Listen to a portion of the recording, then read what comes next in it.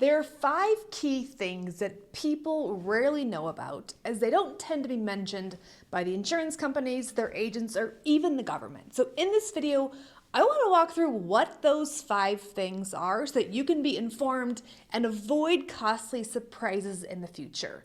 I'm Emily with the Medicare Coach, an independent Medicare consultant, helping individuals easily navigate both the Medicare government rules when it comes to Medicare, but also the insurance company options to help you do what's right and best for you so that you have that best healthcare while also protecting your retirement savings. I'm going to share some extra resources down below to be more shortcuts when it comes to your Medicare decision. So let's hop into this. There are 5 key things that people do not realize that happen with Medicare that, again, are oftentimes not mentioned by the insurance companies, the agents, the brokers, or even the government. And so let's cover all those right now. Number 1 is you may not need to join Medicare at 65. I know that sounds weird because all the paperwork says you must join Medicare at 65 or you may be penalized, but there's a lot to that may. Medicare does allow you to delay your Medicare coverage past 65 if you have an employer health insurance plan that meets Medicare rules.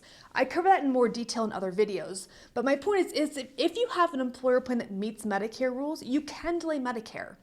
I had a gentleman the other day who is 84 years old who joined Medicare for the first time as he recently retired from a bank. So it's possible, but get clear as to when you join Medicare and don't just buy a plan that they're trying to sell you. Okay? Number 2, Medicare does have guarantee issuance rules. What does this mean? When it comes to Medicare supplement plans, you usually only have a 6-month window when your Medicare initially starts to be guaranteed one of these plans. This is important because people will often think, well, I can just change plans every year. Medicare has their open enrollment. I'll just change plans every year. And while yes, it is true, you can change your Part D or your Medicare Advantage plan every single year during open enrollment, no matter your pre-existing conditions. In most states, you are not guaranteed to change your Medicare supplement plans every year, if you're not healthy. And so when you first join Medicare, we need to take a long-term perspective at your Medicare coverage because too many people just join Medicare, checking boxes, doing whatever. And then when they need the healthcare, they realize that they got a really bad plan and they're stuck. And so be thoughtful because of how Medicare's guarantee issuance rules work. Number 3 thing that's oftentimes not covered is out-of-pocket costs.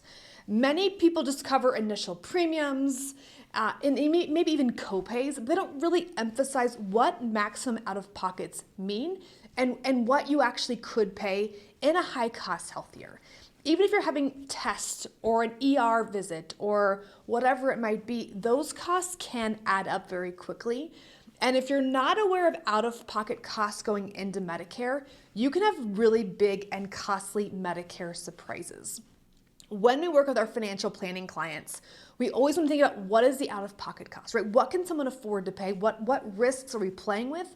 Because some people can't afford to lose $10,000 every year to out-of-pocket costs. So again, look at those overall total costs and not just the premiums.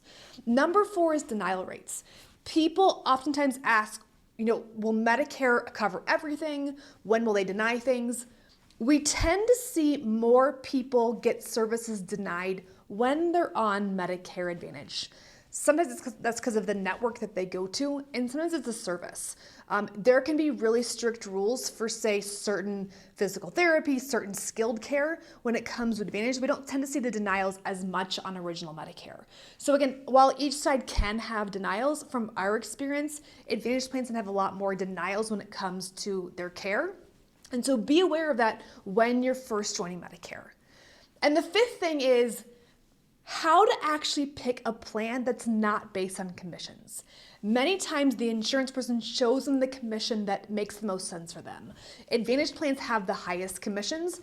After that, Supplement Plan G and then Supplement Plan N have the next highest commissions in most states, which is why you tend to hear about them. I'm not saying that plan's not right for you, but I would just say make an informed decision for you and not just for a high commission plan.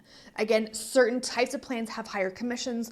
Also, certain companies have higher or lower commissions as well. And so you can be guided certain ways by people who make commissions that might not be in your best interest. So again, please be thoughtful. Because of how Medicare rules work, you need to make that right Medicare decision when you first join Medicare.